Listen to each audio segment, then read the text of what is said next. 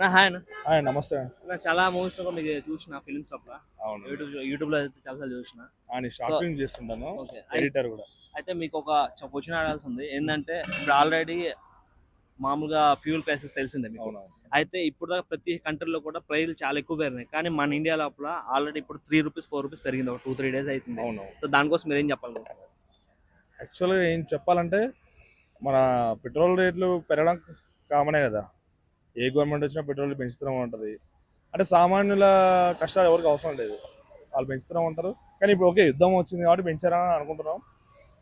Okay, try చేశారు, ఈ government కూడా ట్రై చేస్తుంది. ఏదో మన యుద్ధం వచ్చింది, మన కంట్రీ జనాలకి ఏం ప్రాబ్లం రావద్దు, ఇలాంటి ట్రై చేస్తున్నారు. ఓకే, పర్లేదు. ఒకేసారి రూ. 3 పెంచడం కరెక్ట్ కాదేమో నా ఒపీనియన్. రూ. 1, చాలా ₹1.5. చాలా కంటే 25-30 కూడా పెరిగినాయి కదా. అంటే పెరిగినాయి అట్లా పెరిగినాయి. మన కంట్రీలో పెరిగితే ఎలా? మన జనాభా ఎక్కువ కదా, జనాలు కూడా ఇబ్బంది పడతారు కదా. 150 మందు 200-300 దొరికింది అనుకోండి, అది కొనుక్కుంటారు. లేదు కానీ దానికి ఒకేసారి 50-60 అది కొనుక్కోవాలని చాయిస్. ఇప్పుడు నాకు మంద అలవాటు ఉంటే నేను కొనుక్కుంటా, నాకు లేదనుకో నేను కొనుక్కోను. పెట్రోల్ మాత్రం ప్రతి ఒక్కటి కొనుక్కోవాల్సిందే, తప్పదు. ఎందుకంటే ఇప్పుడు బండి ప్రథమం ఆఫీస్ బయట ఉంటుంది, లేకపోతే పిల్లతో బయటికి పోవాలన్నా, పిల్లాన్ని ఎక్కించుకొని పోవాలన్నా, సినిమా పోవాలన్నా బండి కావాలి. ఇప్పుడు ట్రాన్స్పోర్ట్ అయినా ఇది పెట్రోల్ కావాలి కదా, బండి కావాలి. అది నిత్యావసరం.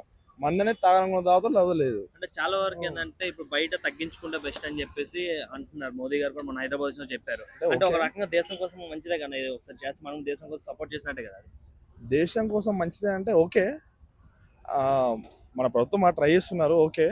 కానీ సామాన్యుల మీద అయినా బడ్డెన్ పెరుగుతుంది కదా. ఇంకా సామాన్యుడు ఇప్పుడు అంటే ఇప్పుడు రిచ్ పర్సన్కి ఏం కాదు, వాడికి 200 లీటర్ పెట్రోల్ అయినా వాడు పోసుకుంటాడు, పోతాడు, బెంచ్ కాలు వేసుకుని పోతాడు. సరే ఇప్పుడు పేదవాళ్ళు కానీ సైకిల్ తొక్కుని ఉంటారు, మిడిల్ క్లాస్ వాళ్ళే కదా, బండ్లు వేసుకొని పోతారు, వాళ్ళకే ప్రాబ్లం అయింది కదా. అంటే ఒక్కోసారి దేశం ఆపదలు ఉన్నప్పుడు కాపాడుకున్న బాధ్యత కూడా ప్రజలదే కదా. ఖచ్చితంగా ప్రజలతో కూడా ఉంటుంది. కానీ ఫస్ట్ నాయకులు కూడా చేయాలి ఏదో ఒకటి. వాళ్ళు చేయకుండా ఇంట్లో కూర్చొని మా ప్రజల్ని ఏమంటే చేయలేం కదా, వాళ్ళు కూడా ప్రయత్నించాలి. సెంట్రల్ గవర్నమెంట్ బ్లేమ్ చేస్తారు. సెంట్రల్ గవర్నమెంట్ నేను సెంట్రల్ గవర్నమెంట్ బ్లేమ్ చేయను. మోడీ గారు అంటే చాలా గౌరవం. కానీ రాజకీయం అంటే ఎంతైనా రాజకీయంలో కొన్ని ఉంటాయి, అది కొన్నిసార్లు వరస్ట్గా ఉంటుంది, కొన్నిసార్లు బెటర్గా ఉంటుంది, అటు ఇటుగా ఉంటుంది రాజకీయం అనేది. దాన్ని మనం ఏం చెప్పలేము. రాజకీయం అంటేనే అదొక ఊబి. అంటే మాక్సిమం ఫ్యూల్ ప్రైసెస్ తగ్గించడానికి చూస్తున్నారు మోదీ గారు అంటున్నారు. సో దానికోసం ఏం చేస్తారు? మోడీ గారు ట్రై చేస్తున్నారు, ఓకే మంచిదే. కానీ యాక్చువల్గా రాజకీయం అంటే ఒక చెత్త, దాని గురించి మాట్లాడడం మనకి ఎందుకు. రాజకీయం సైడ్ లో పెడితే దీనికోసం మనం కూడా ప్రభుత్వం సపోర్ట్ చేస్తే చేద్దాం. అంటే బైకులు కొంచెం తగ్గించడం, అంటే తిరగడం, హైదరాబాద్ నుంచి వైజాగ్ అట్లానే కాదు, అంటే ఇక్కడ లోకల్ ఎక్కువ తిరగాలి, ప్రతిదాని బైక్ కాకుండా పొల్యూషన్ కూడా కాపాడినట్టు ఉంటుంది. నడుచుకుంటే పొట్ట కూడా తగ్గుద్ది. చేద్దాం ఏదో. ఓకే మరి, బాయ్. Thank you.